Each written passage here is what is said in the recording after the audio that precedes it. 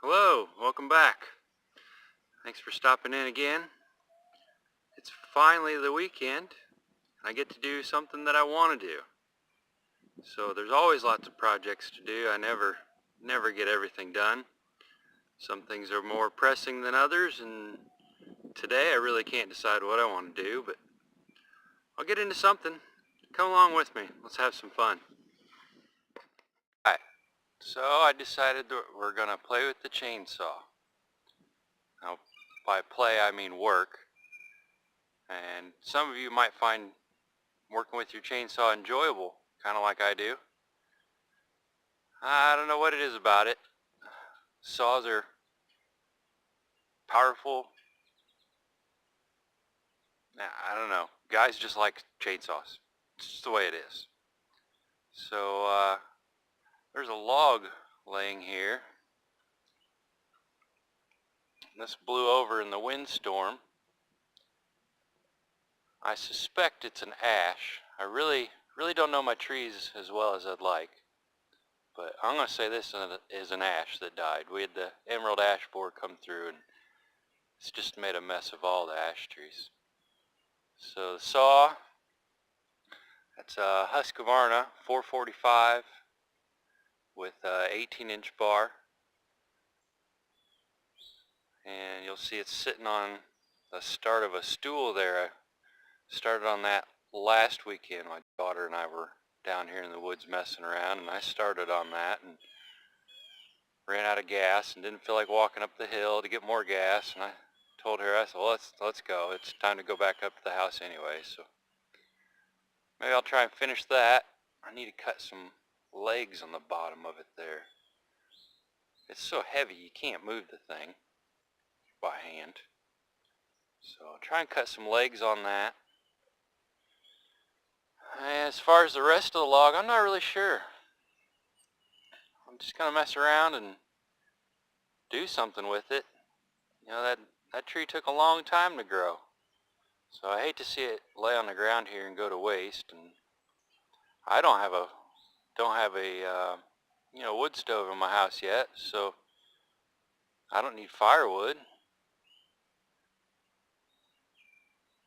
Well, let's do something with it. Let's get the saw started. Work on this chair first, and then decide what to do with the rest of it. So when you're working with your chainsaw, obviously you need some protective equipment. Wear your chaps, your steel-toed boots, your safety glasses, and your gloves. And really, just don't be an idiot.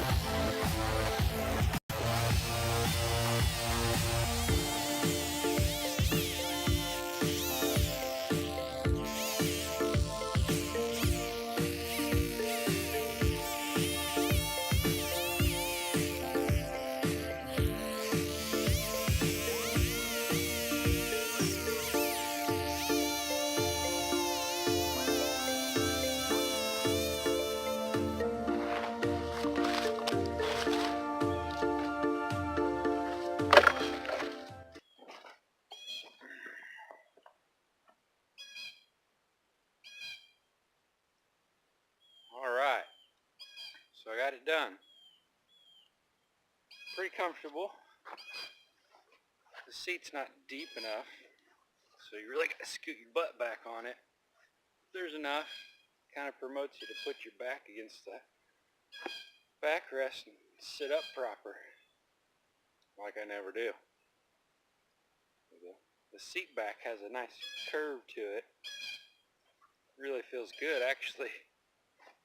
I could sit in this just to straighten up my back for a while. Put 3 legs on it instead of 4. 3 legs, they'll sit better on uneven ground. So, you know, outside here in Kentucky, there's no even ground. It's all unlevel and hill, and everything's uphill or downhill. So 3 legs, they sit better on uneven ground. Let me bring you in here, I'll show you a little bit closer.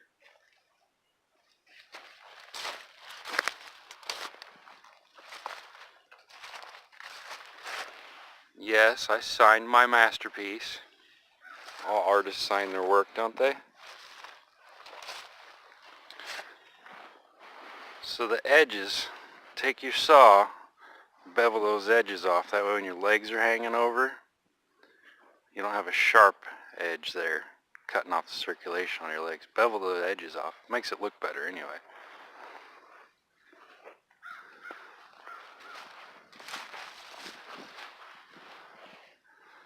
So you can kind of see the curve in the back of it.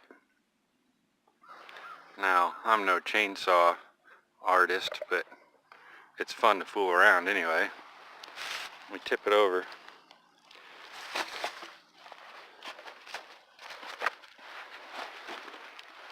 So you can see the 3 legs. Left quite a bit of meat there. Didn't want those legs to be small and break off. And it took quite a few cuts, and they all don't line up, but it's on the bottom, and nobody's going to care anyway. You know, you cut it out with the chainsaw. It's, you know, just neat. That's all.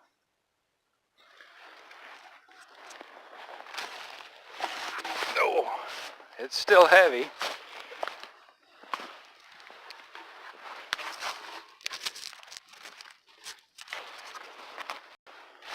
Well, there it is. That was fun. I'll enjoy sitting in that. Sitting by the fire outside or whatever I may be doing outside.